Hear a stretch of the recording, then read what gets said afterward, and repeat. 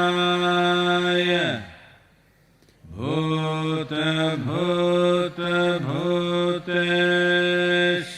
भूतभूतभूतेश्वराय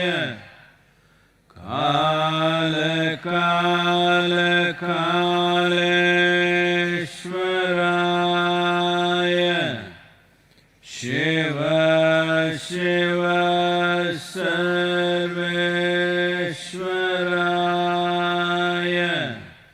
शम्भो शम्भो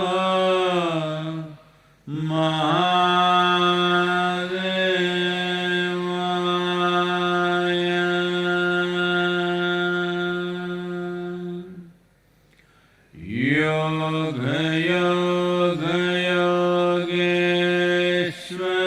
योगयोगयोगेश्वराय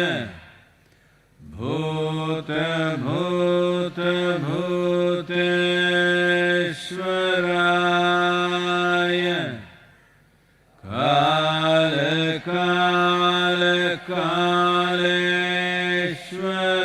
कालकालकालेश्वराय शिव शिव सर्वेश्वराय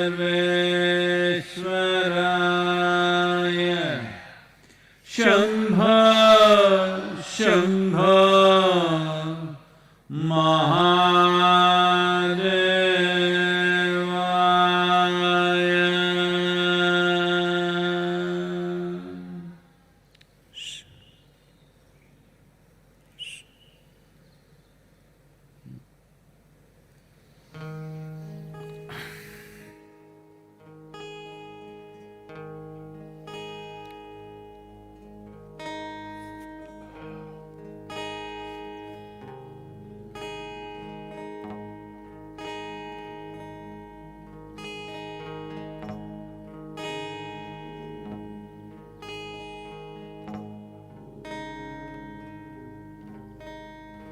இயற்கை என்னும் இறைவன் கண்டேன், அன்பில் உயிரை கண்டேன். இயற்கை என்னும் இறைவன் கண்டேன், அன்பில் உயிரை கண்டேன். உனை உணர்ந்தேன், என்னை மறந்தேன், உன்னில் என்னை கண்டேன். உனை உணர்ந்தேன், என்னை மறந்தேன், உன்னில்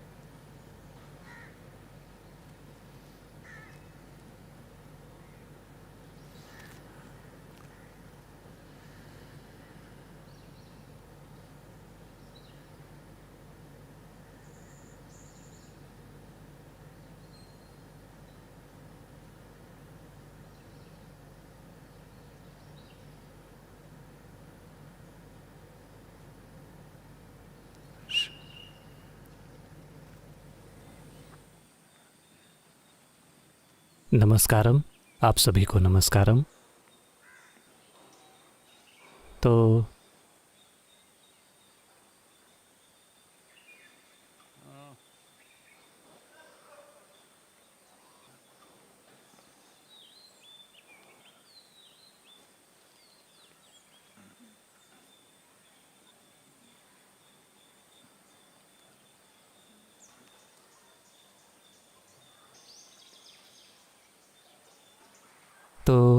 वायरस से होने वाली मौतों की संख्या बढ़ रही है, खासकर कुछ देशों में। अमेरिका ने 50,000 को पार कर लिया है, इटली ने 25,000 पार कर लिया है, स्पेन, फ्रांस 20,000 से ज़्यादा, यूके बस 20,000 के करीब है। दुनिया में लगभग 2 लाख मौतें और 30 लाख से ज़्यादा मामले। भारत 23,000 केस, 718 मौतें, पिछले 24 घंटों में 37। लेकिन सौभाग्य से भारत में भौगोलिक दृष्टि से ये सीमित है। कुछ शहर काबू से थोड़े बाहर हैं, जैसे मुंबई, लेकिन देश का एक बड़ा हिस्सा इससे पूरी तरह से मुक्त है। इसका कारण है एक बहुत कठोर लॉकडाउन जो देश ने अपनाया, और उसके नतीजे दिख रहे हैं। लेकिन साथ ही ये एक दूसरे तरह का नुकसान भी कर सकता है। एक समानांतर नुकसान हो रहा है जिस पर ध्यान देने में मुश्किल हो रही है। लगभग 2 या 3 हफ्ते पहले मैंने कहा था कि ये ऐसी चीज़ है जिसका हमें ख्याल रखना होगा, लेकिन अब उस बारे में शोर बढ़ रहा है। यानी कि कई दूसरी बीमारियां हैं जिनसे लोग पीड़ित हैं। ऐसे लोग हैं जिन्हें डायलिसिस की ज़रूरत है, ऐसे लोग हैं जिन्हें कीमोथेरेपी चाहिए जिसे टाला नहीं जा सकता, और कैंसर के लिए, दिल की बीमारियों के लिए, तमामों सर्जरीज़ के लिए, गुर्दे की समस्याओं के लिए। दुर्भाग्य से इन सब लोगों को ज़रूरी ध्यान नहीं मिल रहा है जो उन्हें मिलना चाहिए। ये अफसोस की बात है, क्योंकि हर चीज़ अभी वायरस पर केंद्रित है, तो इससे कुछ मात्रा में समानांतर नुकसान हो रहा है। हमने खुद यहाँ योग केंद्र में आज इसकी कीमत चुकाई है। एक बहुत प्रतिष्ठित जीवन जो यहाँ हमारे साथ रहता था, भैरव, एक शानदार बैल जो हमारे साथ कई सालों से रह रहा था, आज वो गुजर गया।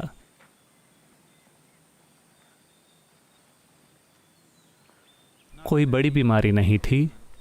कुछ दिन पहले उसके टखने में एक छोटा सा फ्रैक्चर हुआ था, और चूंकि कोई सर्जरी नहीं की जा सकती थी, कोई पशु चिकित्सालय नहीं खुला था, कोई डॉक्टर आने के लिए तैयार नहीं था, तो ये चोट अपने आप में जटिल हो गई। ये कुछ बिल्कुल दूसरी ही चीज़ में बदल गई, और वो आज सुबह गुजर गया। मेरे ख्याल से हर किसी के देखने के लिए भैरव की तस्वीरें स्क्रीन पर हैं। वो एक शानदार जीवन था, वो हमारे साथ था, और ऐसा दुनिया भर में लोगों के साथ हो रहा है, जानवरों के साथ, हर किसी के साथ।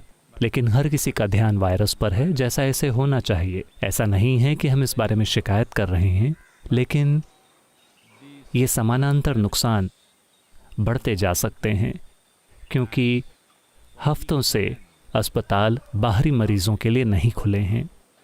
छोटी चीज़ें कई सारे लोगों के लिए जानलेवा बन सकती हैं। थोड़े से इलाज से, छोटी छोटी चीज़ों से वो ठीक हो जाएंगे। उस तरह की चीज़ें अब बहुत जटिल बन सकती हैं।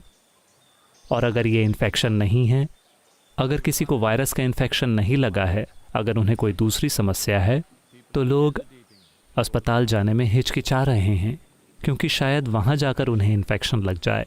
लोग इस बारे में बहुत सतर्क और डरे हुए हैं। तो ये कई आयामों में जा रहा है, लेकिन साथ ही कई तरह से भारत में हम देख रहे हैं कि हम धीरे धीरे इस पर पकड़ बना रहे हैं। देश के ज़्यादातर हिस्सों में कुछ हॉटस्पॉट्स हैं। अभी मोटे तौर पर काम उन्हें अलग करने का है ताकि ये हॉटस्पॉट्स उसी तरह रहें, बाकी का देश सामान्य गतिविधियों में लग जाए। अभी योजना यही है और वो देख रहे हैं कि इसे कारगर तरीके से कैसे करें। अगर आपको पता ना हो, मेरे ख्याल से अगले 4 दिनों के लिए कर्फ्यू घोषित कर दिया गया है कोयम्बतूर शहर में और सेलम में। मेरे ख्याल से तिरुपुर भी शामिल है और चेन्नई। तमिलनाडु में लगभग 4 या 5 शहर। ये लॉकडाउन नहीं है, ये कर्फ्यू है। इसका मतलब है कि आप बाहर नहीं निकल सकते। ऐसा नहीं है कि आपसे बाहर न निकलने का निवेदन किया जा रहा है, आप बाहर निकल ही नहीं सकते। कर्फ्यू का आमतौर पर मतलब है, ऐसा नहीं है कि वो ऐसा करने वाले हैं, लेकिन आमतौर पर कर्फ्यू का मतलब होता है कि पुलिस कर्फ्यू तोड़ने वालों को गोली मार सकती है, तो वो उसे उस स्तर पर लागू नहीं करेंगे। मेरे कहने का मतलब है कि ये उतना ही गंभीर है। इसका इरादा है 4 दिनों के लिए लोगों को ज़बरदस्ती अंदर रखना। आप 4 दिन के लिए सामान भर लें और घर से किसी भी कारण से बाहर कदम न रखें, क्योंकि अभी हम सोच रहे थे कि ढील मिलेगी, लेकिन ये इस दिशा में चला गया। मेरे ख्याल से ये एक बहुत समझदारी भरा काम है। मैं तमिलनाडु सरकार का आभारी हूँ कि उन्होंने इस तरह का कड़ा कदम उठाने का निर्णय लिया है। हालांकि ये आबादी के कुछ हिस्सों के बीच अलोकप्रिय हो सकता है, लेकिन आगे बढ़ने का यही रास्ता है। जहाँ फैलने का थोड़ा भी खतरा है, उस जगह को कुछ समय के लिए वाकई बंद कर दिया जाए। जहाँ कहीं भी लोग अपनी निजी आज़ादी की बात करते हुए घूम फिर रहे हैं, पूरी दुनिया में लोगों की मौतें हो रही हैं। बेशक हमें भी मरने की आज़ादी है। तो ये बहुत महत्वपूर्ण है।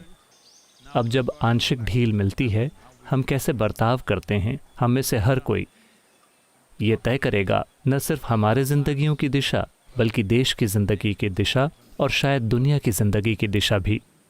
ये स्थिति में है। ऐसे कई पहलू हैं जो वायरस के बारे में सामने आ रहे हैं, जो इसे कहीं ज़्यादा चुनौतीपूर्ण बना रहे हैं। लेकिन कई तरह से एक देश के रूप में भारत वाकई बहुत शानदार तरीके से स्थिति को संभाल रहा है। इधर उधर कुछ कमियां हैं जिन्हें वो कसने की कोशिश कर रहे हैं, लेकिन मोटे तौर पर हम परिस्थिति पर पकड़ बनाए हुए हैं।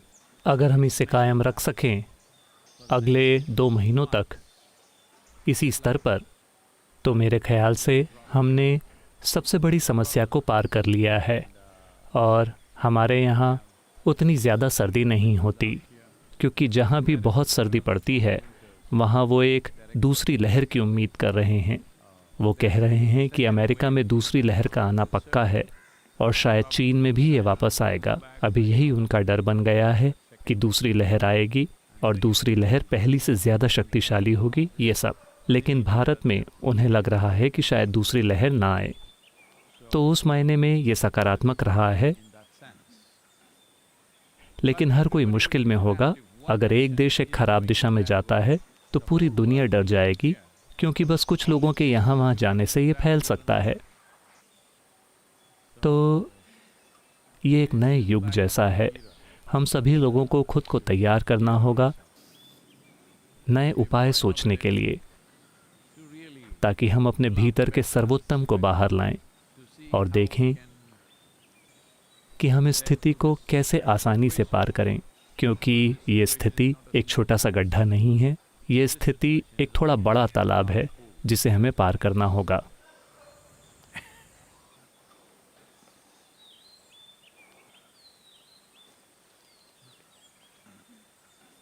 नमस्कारम सद्गुरु। पुणे से सिद्धार्थ ने पूछा है, मेरे पास एक ज्वलंत प्रश्न है। क्या गुरु की कृपा और शिव के प्रति संपूर्ण भक्ति कर्मों को विलीन कर सकती है? मेरे ख्याल से पिछले कुछ दिनों में हम इस पर बात कर चुके हैं।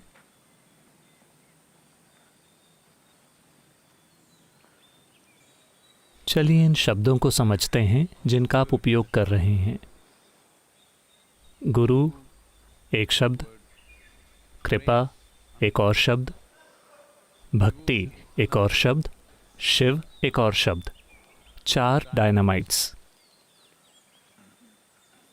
आपका विस्फोट करने के लिए 4 की ज़रूरत नहीं है, एक ही काफ़ी है। या तो आप में भक्ति है, या आपको शिव ने छू लिया है, या गुरु ने, या कृपा ने। एक ही काफ़ी है, आपको 4 की ज़रूरत नहीं है। आप कोई बिल्ली नहीं है। अगर आप एक बिल्ली होते तो हमने आपको 9 गोलियां मारी होती। सिर्फ एक काफ़ी है। समस्या ये है कि आप शायद एक से दूसरे पर छलांग लगा रहे हैं। आपको लगता है कि एक पियानो बजाने जैसा है, पिम पिम पैम पुम, ये हर दिन हो रहा है, एक एक दिन एक एक चीज़। ये उस तरह काम नहीं करता। इनमें से कोई एक चीज़ ही काफ़ी है।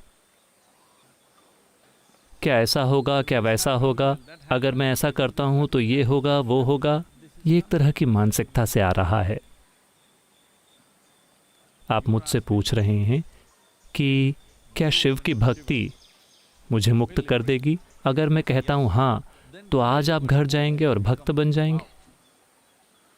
आपको लगता है कि ऐसा करना संभव है? ये भक्ति घटित होती है एक अभ्यास के रूप में नहीं। जब आप साफ साफ जान लेते हैं, विश्वास करके नहीं, जब आप अपने अनुभव से साफ तौर पर ये जान जाते हैं कि कोई चीज़ आपसे बड़ी है, कोई चीज़ आपसे कहीं ज़्यादा बड़ी है, तो धीरे धीरे आप एक भक्त बन जाते हैं। ये खुद से होता है, Not a cultivated devotion. पैदा की हुई भक्ति नहीं। पैदा की हुई भक्ति यानी आप इसका नाटक कर रहे हैं। मैं हमेशा लोगों को याद दिलाने की कोशिश करता रहा हूँ। ज़्यादातर, मैं कह रहा हूँ, योग केंद्र के भीतर ज़्यादातर लोग, आप देख सकते हैं कि उनके हर कदम में भक्ति की कुछ भावना है। लेकिन कुछ लोग ऐसे हैं, इन दिनों मैं एक इलेक्ट्रॉनिक मशीन पर चुपचाप आ रहा हूँ, वरना अक्सर मैं एक डीजल कार चलाता हूँ। वो बहुत शांत नहीं है। भले ही मैं उनके ठीक पीछे कार चला रहा हूँ, वो जा रहे हैं क्योंकि वो कार की आवाज़ सुनते हैं, लेकिन वो चलते जाते हैं। फिर कोई कहता है, अरे सद्गुरु सद्गुरु, अरे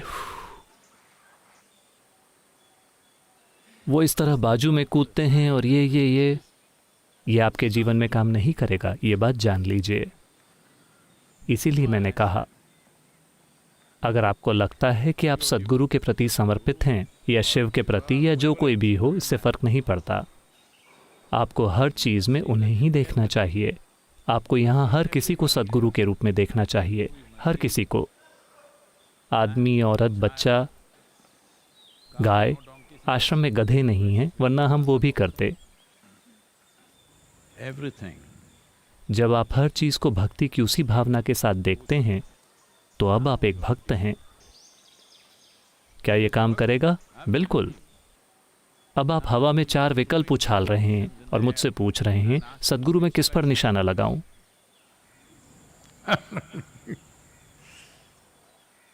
एक आदमी एक आंखों के डॉक्टर के पास गया और आंखों की जांच करने के बाद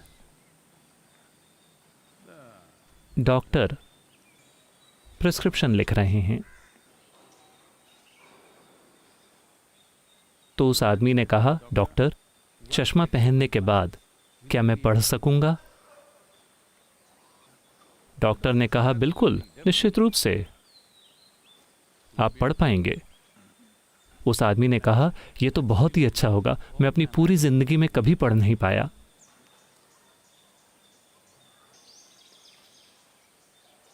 आपकी भक्ति ऐसी ही है। अगर मैं भी आपसे कहता हूं कि गुरु की कृपा आपके कर्म को दूर कर देगी, तो अब से आप इस तरह चलेंगे, गुरु गुरु गुरु गुरु। बहुत से लोगों के लिए भगवान का नाम, जो कुछ भी वो बोल रहे हैं, आपको लगता है कि हर समय लोग जिस भी भगवान का नाम बोल रहे हैं, क्या वो पूरी भक्ति से बोल रहे हैं? वो उसका उच्चारण कर रहे हैं चिड़चिड़ाहट में, गुस्से में, नफरत में, नाराज़गी में, यहाँ तक कि एक युद्ध का नारा भी है, ठीक है? ज़्यादातर समय, मैं तो कहूँगा कि 98 से 99% समय जिन भी भगवानों पर लोग विश्वास करते हैं, उन भगवानों के नामों का उच्चारण पूरी भक्ति से नहीं किया जाता है। शायद केवल 1 या 2% ही उस तरह उच्चारण करते हैं, बाकी सभी इसे यूं ही बोलते रहते हैं। ये उनके लिए खुलजा सिमसिम है। ये कुछ पाने के लिए एक मंत्र है। आप भी अभी ऐसे ही पूछ रहे हैं क्या? ये इसमें 4 चीज़ें हैं। इनमें से अपने कर्म को शूट करने के लिए मैं किस बुलेट को चुनूं सद्गुरु? तो ये एक बड़ा कर्म होगा। Wanting to शिव को या अपने गुरु को गोली मारने की चाहत करना एक बड़ा कर्म होने जा रहा है। ये आपको कर्म से मुक्त नहीं करेगा, ये आपको और अधिक उलझा देगा। अरे सद्गुरु, आप कभी भी एक सीधा और सरल जवाब नहीं देते। आप बस हर चीज़ को जटिल बना रहे हैं। मैं नहीं, आप। मैं आपको बता रहा हूँ कि सिर में 1 गोली काफ़ी है। आप कह रहे हैं 4 गोलियाँ हैं, मैं कहाँ कहाँ गोली मारूं? ऐसी कोई चीज़ नहीं होती, एक ही काफ़ी है, कोई भी एक। तो कितनी बार आप इस जीवन में अपने कर्म से छुटकारा पाएंगे? मैं चाहता हूं कि आप समझें, आप यहाँ बैठकर सांस ले रहे हैं और ये मशीन काम कर रही है और ये मशीन भी काम कर रही है। ये खुद एक कर्म है। आपके जीने के साथ आप कर्म को विलीन कर रहे हैं और नए कर्म उठाते जा रहे हैं। ये हर समय हो रहा है। तो आपका इस अवस्था में आना, मैं अपने सभी कर्मों से छुटकारा चाहता हूँ, मैं अपने सभी कर्मों से छुटकारा चाहता हूँ, ये अपने आप में एक बड़ा कर्म है। आपको थोड़ी बेफिक्री की अवस्था में आना होगा,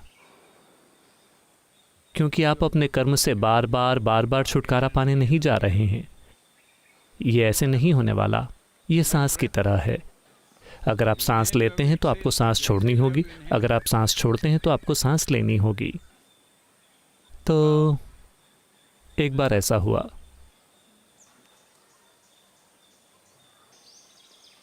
शंकरन पिल्लई पहली बार क्रूज पर गए। एक बड़ा सा क्रूज जहाज, वो उसके अंदर चले गए। पहली बार वो समुद्र में हैं, इस बारे में थोड़ा घबरा रहे हैं। नाव चाहे कितनी भी बड़ी क्यों ना हो, फिर भी यहाँ तक कि बहुत बड़े जहाज़ों में भी बहुत से लोग लगातार उल्टी करते रहते हैं, क्योंकि वैसे भी वो थोड़ा बहुत हिलेगा। तो वो कप्तान के पास गया और उसने पूछा। वो इस पूरी चीज़ से थोड़ा घबराया हुआ है, क्योंकि समुद्र में जाना, एक जहाज़ में बैठकर, वो उसके लिए। तो उसने कप्तान से पूछा, जहाज़ के कप्तान से। उसने कहा, इस आकार का कोई जहाज आमतौर पर कितनी बार डूबता है?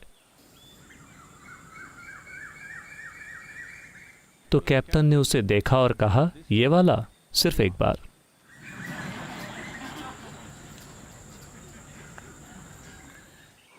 आपको सिर्फ एक बार खुद को डुबोना होगा। आपको इससे हर समय करते रहने की ज़रूरत नहीं है। ऐसी कोई चीज़ नहीं होती। अगर आप कर्म बनाने की मशीन से दूरी बना लेते हैं, जो कि बस आपका शरीर और आपकी मानसिक प्रक्रिया है, ये खत्म हो गया है। ये चीज़ें उछाल रहा है तो क्या, वो आपसे चिपकता नहीं है। कर्म का मतलब सिर्फ इतना है, यहाँ रहने के लिए आपको कुछ ना कुछ तो छूना ही होगा। बिना कुछ छुए आप नहीं जी सकते। देखकर, सुनकर, देखिए, आप अभी शायद पक्षी का शिकार करने नहीं जा रहे हैं, लेकिन एक तरह से पक्षी आपको छू रहे हैं अपनी शाम की चिंताओं से, अपनी खुद की चीज़ों से। वो क्या कह रहे हैं? योग योग नहीं, अपनी खुद की चीज़ें, क्योंकि उन्हें वायरस की कोई चिंता नहीं है। वो सभी नीचे देख रहे हैं और सोच रहे हैं, ये सभी बेवकूफ़ इतने समझदार कब बन गए? वो बहुत चुपचाप बैठे हैं, बहुत सावधानी से घूम रहे हैं, कोई भी इधर उधर दौड़ नहीं रहा है। वो सभी चर्चा कर रहे हैं, वहाँ एक बहस चल रही है। ये सभी बेवकूफ़ इतने समझदार कब बन गए? क्या वो इसी तरह रहेंगे या वो एक बार फिर अपनी बकवास में वापस चले जाएंगे?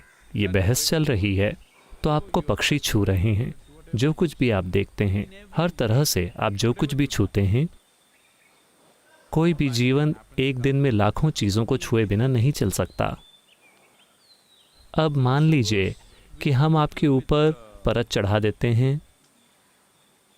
मैं एक नाम लेने की कोशिश कर रहा हूँ बिना ब्रांड का नाम लिए। एना बॉन्ड, वो भी एक ब्रांड है। मैं इसलिए कह रहा हूँ क्योंकि अभी भी मैंने कुछ किया और ये अभी भी चिपका हुआ है, ये मेरे हाथ से नहीं जा रहा है। एना बॉन्ड ये एक तरह की तरल गोंद है। मैंने थोड़ा इसे लेने की कोशिश की, ये मेरे पूरे हाथ में आ गया। ऐसा लगता है कि ये आपकी त्वचा को छील देगी। तो मान लीजिए कि आप इनमें से किसी एक सुपर ग्लू के साथ ढके हैं सिर से पैर तक। 24 घंटों में बस देखिए कि आप क्या बन जाएंगे। हेलो, एक बड़ा सा झमेला, क्योंकि सब कुछ आपसे चिपक जाएगा। कर्म बस यही है। तो दुनिया की हर चीज, आप जो कुछ भी छूते हैं, वो आपसे चिपक जाएगी। जब सब कुछ आपसे चिपक जाता है, शुरू में जब आपसे कुछ चिपकता है तो आपको लगता है कि ये दौलत है, ये रिश्ते हैं, ये शादी है। आप इस तरह से सोचते रहे जब कोई चीज़ आपके साथ चिपक गई।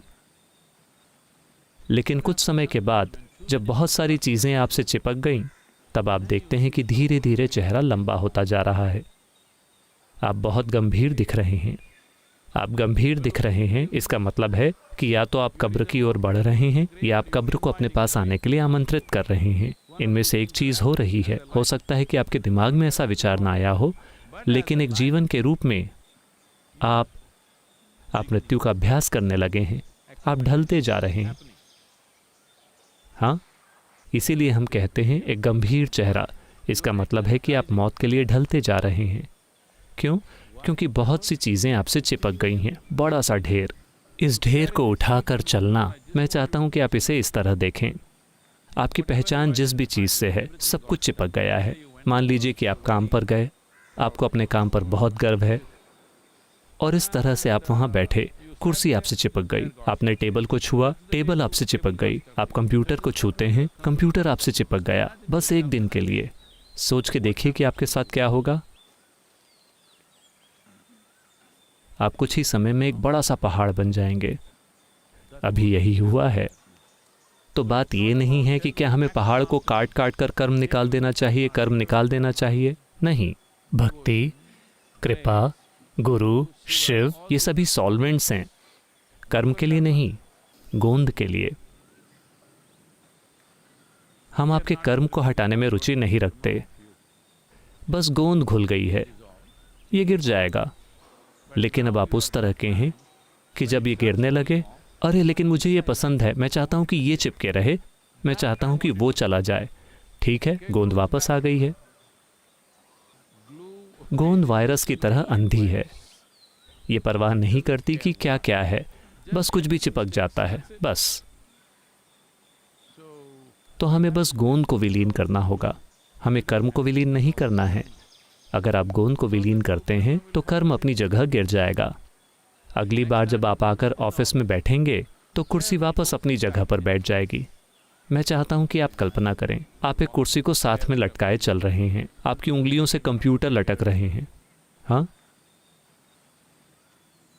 अभी बस यही हो रहा है।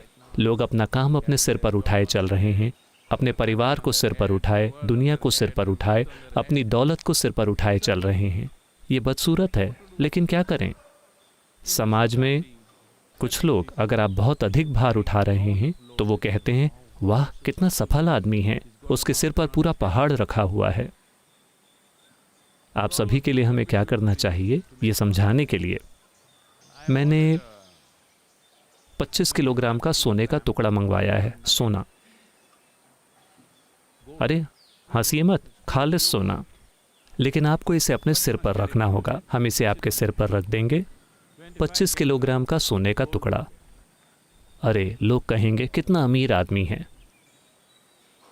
आसपास चलकर देखिए, आप समझ जाएंगे कि इस सब की क्या समस्या है। तो इस बारे में मत सोचिए कि ये कौन करेगा, वो कौन करेगा। आपको बस इतना करना है, अगर आप जानते हैं कि कैसे यहाँ बस यूं ही बैठना है जैसे आप अभी अभी पैदा हुए हों, एक वयस्क की बुद्धि के साथ, एक वयस्क शरीर के साथ जिसके अपने मुद्दे हैं, लेकिन आप यहाँ ऐसे बैठ सकते हैं जैसे आप अभी पैदा हुए हैं। जब मैं कहता हूँ कि अभी पैदा हुए हैं, अभी अभी पैदा हुआ, आंखें भी नहीं खुली, क्योंकि वो छोटा सा बच्चा भी जैसे ही वो अपनी आंखें खोलता है, माँ, वो रोने लगेगा। उसकी अपनी चीज़ें होती हैं। जब वो सिर्फ पैदा ही हुआ है, उसी तरह अगर आप बैठ सकें एक वयस्क शरीर के साथ, एक वयस्क बुद्धि के साथ, लेकिन किसी भी चीज़ में उलझे बिना, बस यूं ही यहाँ, अगर आप बस यूं ही यहाँ बैठ सकें तो हो गया। इसीलिए वो मुझसे ये पूछ रहे थे, सद्गुरु आपने कहा था कि अगर आप बस एक पल के लिए मेरे साथ बैठ सकते हैं तो मैं आपको मुक्त कर दूंगा, लेकिन अब आप अपनी बात से मुकर रहे हैं। 3 दिन पहले उन्होंने पूछा था। मैंने कहा था कि अगर आप बस यूं ही मेरे साथ बैठ सकते हैं, आप बस यूं ही को भूल जाते हैं। हम यहाँ बैठ गए।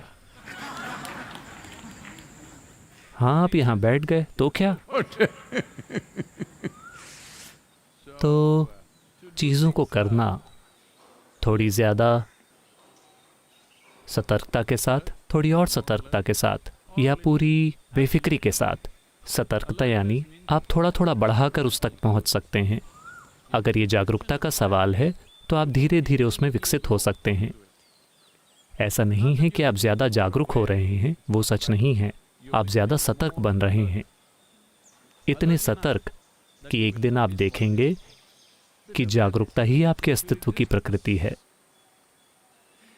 दूसरा तरीका है पूरी तरह से बेफिक्री पर आ जाना, क्योंकि आपने भक्ति के बारे में बात की, शिव के बारे में बात की। ये पूरी बेफिक्री है। आप इसे थोड़ा थोड़ा करके नहीं कर सकते, इसमें एक बार में कूदना होता है। अगर आपको किसी चीज़ में इस तरह से कूदना है तो या तो आपको पागल होना होगा या पूरी तरह से निडर। चूंकि ऐसा कोई नहीं होता जो पूरी तरह से निडर हो, तो आपको पागल होना होगा, वरना आप बिल्कुल क्लीन होकर बाहर नहीं निकलेंगे। क्योंकि यहाँ तक कि आश्रम के लोगों के लिए ये कोई बड़ी समस्या नहीं है। पुरुष 5-6 दिनों में एक बार शेविंग कर सकते हैं या महीने में एक बार। अलग अलग लोग अलग अलग स्तरों पर करते हैं। मुझे थोड़ी आज़ादी है, लेकिन अगर आपको एक क्लीन शेव चाहिए तो उसके लिए भी आपको कई चीज़ें करनी होंगी। टेनेसी में ऐसा हुआ, एक आदमी नाई की दुकान में घुसा और बोला, मुझे नई नौकरी मिली है, मुझे बिल्कुल क्लीन शेव चाहिए, ये बहुत ज़रूरी है, इसीलिए मैं यहाँ आया हूँ। नाई ने कहा कोई बात नहीं, और उसने उसे एक गोल्फ बॉल दी और कहा इसे अपने मुंह के अंदर रखिए, इसे एक तरफ गाल के नीचे रखिए और मैं इसे बिल्कुल क्लीन शेव कर दूंगा, और फिर उस तरफ क्लीन शेव। तो उस तरह बैठे हुए नाई की दुकान की कुर्सी पर इस तरह मुंह के अंदर बॉल रखे हुए उसने शेविंग करवाई और एकदम क्लीन शेव हुआ। फिर उसने कहा, एक पल के लिए मुझे लगा कि मैं बॉल को निगल ही जाऊंगा, अगर मैं बॉल को निगल जाता हूं तो क्या होगा? नाई ने कहा कोई बात नहीं, हर किसी की तरह आप भी उसे 2 दिन बाद वापस दे जाना। यही कर्म है, ये गोल गोल घूमते रहता है। आप उसी बकवास को रिसाइकिल कर रहे हैं। आप इसे कब तक करते रहेंगे? 100 लोगों की दाढ़ी बनाने के लिए एक गोल्फ बॉल काफी है। तो ऐसा हो रहा है काम के कारण नहीं, लोगों के कारण नहीं, दुनिया के कारण नहीं, वायरस के कारण नहीं। ऐसा इसलिए हो रहा है क्योंकि आपके ऊपर गोंद की परत चढ़ी हुई है।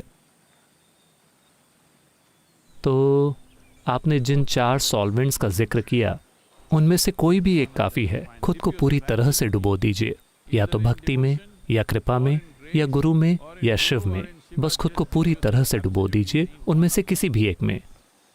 गोंद पूरी तरह उतर जाएगी। उसके बाद कर्म है ही क्या? ऐसी कोई चीज नहीं है।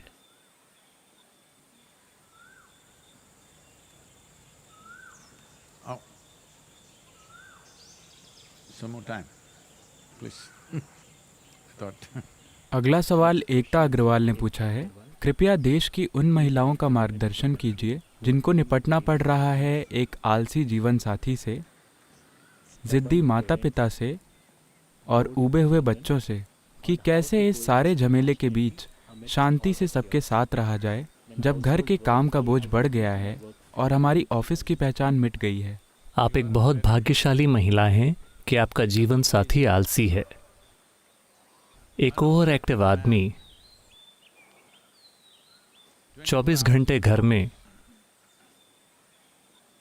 ये शीश महल में बंदर की तरह होगा।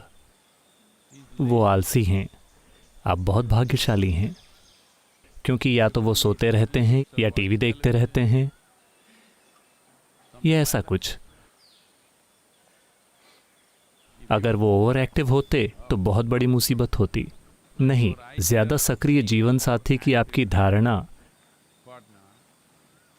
ये है कि वो किचन में आएंगे और बर्तन धोएंगे और फर्श पर झाड़ू लगाएंगे, और कुछ ऐसे बहुत अच्छे पुरुष होते हैं, लेकिन ज्यादातर पुरुष वैसे नहीं होते।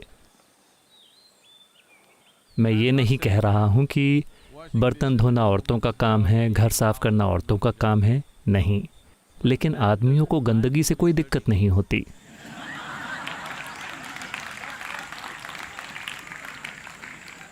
महिला को चीजें साफ चाहिए तो उसे साफ करना पड़ता है, वरना आप बैचलर लड़कों के कमरे में जाकर देखिए, हर चीज हर जगह होगी। वो नहा कर आएंगे और फिर खोजना शुरू करेंगे, मेरी अंडरवियर कहाँ है, मेरे कपड़े कहाँ हैं। यहाँ योग केंद्र में हम पुरुषों को ट्रेनिंग दे रहे हैं ताकि वो थोड़े और अनुशासन में रहें, वरना ये एक पुरुष की मानसिकता में है कि मैंने पिछले 40 सालों में देखा है, मैं लगातार कोशिश करता रहा हूं कि लोग अपनी चप्पलों को एक साथ जमा कर रखें, क्योंकि ये पुरुषों का अधिकार होता है कि वो आएं और एक चप्पल यहां फेंके, एक वहां फेंकें।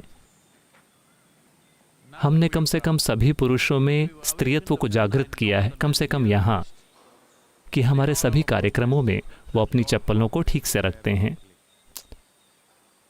आमतौर पर वो आते हैं और वो उसे यहाँ वहाँ फेंक देते हैं, और चूंकि औरत को ये सहन नहीं होता, वो आती है और उसे जमा कर रखती है। तो क्योंकि ऐसा हुआ, एक बार शंकरन पिल्लई, अभी एक बार की बात नहीं है, अभी इस वायरस के युग में, क्योंकि इसे वायरस के युग के रूप में याद रखा जाएगा, तो इस वायरस के युग में शंकरन पिल्लई गए और उन्होंने अपनी कार एक अस्पताल के इमरजेंसी एंट्रेंस में पार्क कर दी, इमरजेंसी लेन में। फिर पुलिसमैन आए, उन्होंने उसे पकड़ा और कहा, ये क्या बात है? शंकरन पिल्लई ने कहा, अरे वहां पे लिखा हुआ है फाइन फॉर पार्किंग।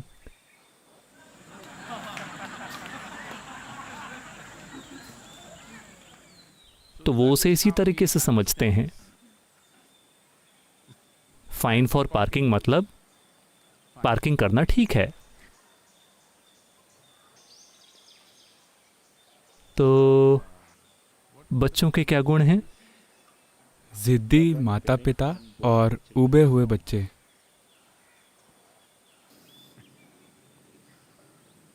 जिद्दी माता पिता और ऊबे हुए बच्चे, तो हमने इसी तरह का परिवार पैदा किया है ना?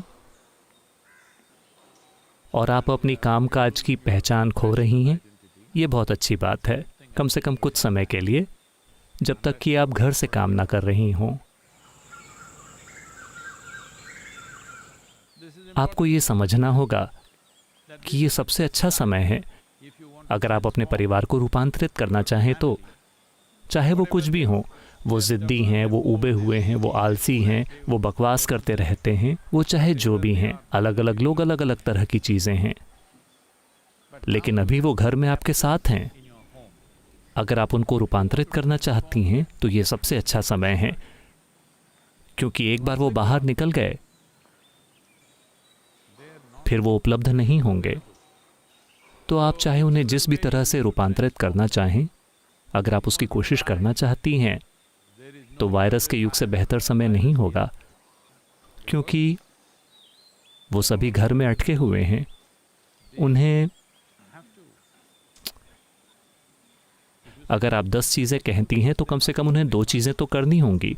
वो बस उसे अनसुना नहीं कर सकते, चाहे वो कितने भी ज़िद्दी हों, कितने भी आलसी हों या कितने भी बोर हो चुके हों। अगर आप 10 चीज़ें कहती हैं तो कम से कम 2 चीज़ें उन्हें करनी होंगी, वरना देखिए, खाना आपके हाथों में है। जिस तरह से मुझे समझ आ रहा है, जिस तरह से आप वर्णन कर रही हैं, साफ है कि उनमें से कोई खाना नहीं बना रहा है, आप खाना बना रही हैं।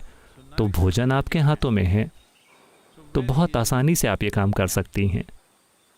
आपको बस इतना करना है कि डिनर के समय, शायद आज काफ़ी देर हो चुकी है, आप खाना बना चुकी होंगी, कल सुबह नाश्ते के समय हर किसी से कहिए, चाहे जो भी समय हो, कम से कम उस चीज़ की वो मांग करेंगे, उस बारे में वो आलस नहीं दिखाएंगे। तो नाश्ते के समय हर कोई आता है, आप भी बैठ जाइए। अगर ज़रूरी हो तो असतो मा सद्गमय कहिए या कोई गाना गाइए अगर आपको गाना आता हो तो, लेकिन ब्रेकफास्ट मत बनाइए। अरे, हम सभी खुश हैं, हम सब एक साथ हैं, क्या फ़र्क पड़ता है? चाहे नाश्ता मिले या ना मिले, क्या फ़र्क पड़ता है? आप उनको एक भाषण दीजिए कि कैसे इस चीज़ से कोई फ़र्क नहीं पड़ता, हम सब एक साथ हैं। परिवार का मतलब है साथ होना। परिवार का मतलब बर्तन धोना, घर को साफ करना नहीं होता। परिवार का मतलब है साथ होना और एक दूसरे की पप्पियां लेना।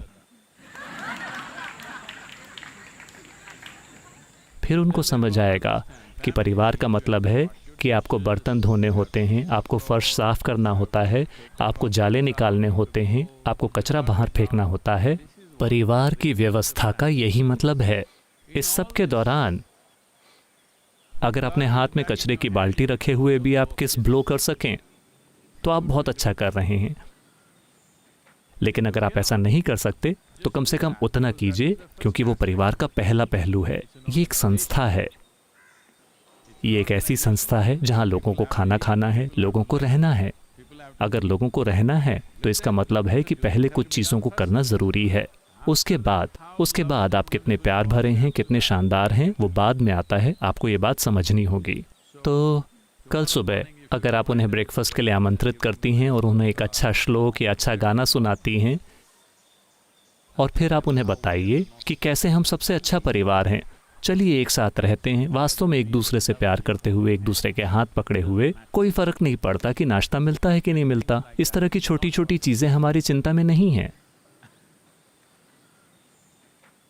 फिर आलसी लोग भी ठीक हो जाएंगे, ज़िद्दी लोग भी ठीक हो जाएंगे, उबे हुए लोगों को रुचि होने लगेगी, सब कुछ होगा।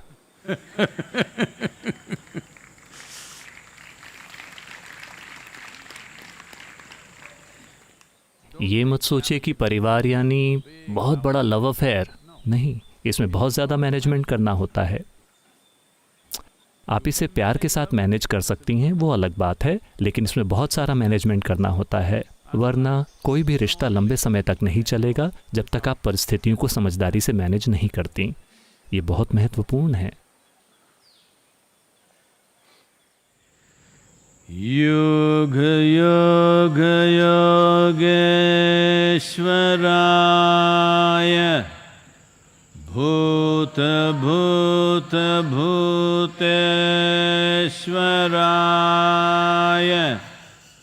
काल काल कालेश्वराय शिव शिव सर्वेश्वराय शंभो शंभो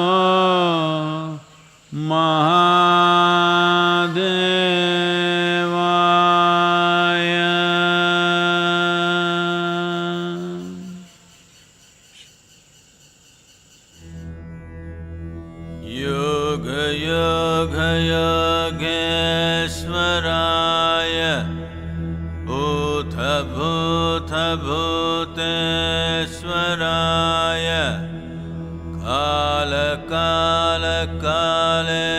कालकालकालेश्वराय शिव शिव सर्वेश्वराय शम्भो शम्भो महादेवाय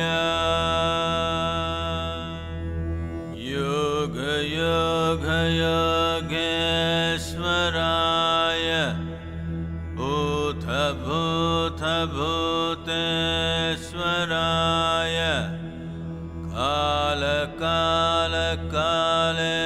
कालकालकालेश्वराय शिव शिव सर्वेश्वराय शम्भो शम्भो महादेवाय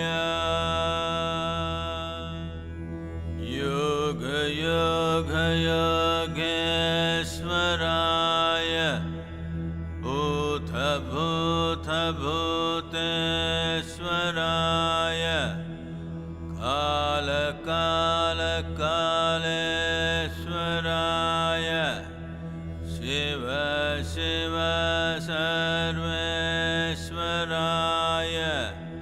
शम्भो शम्भो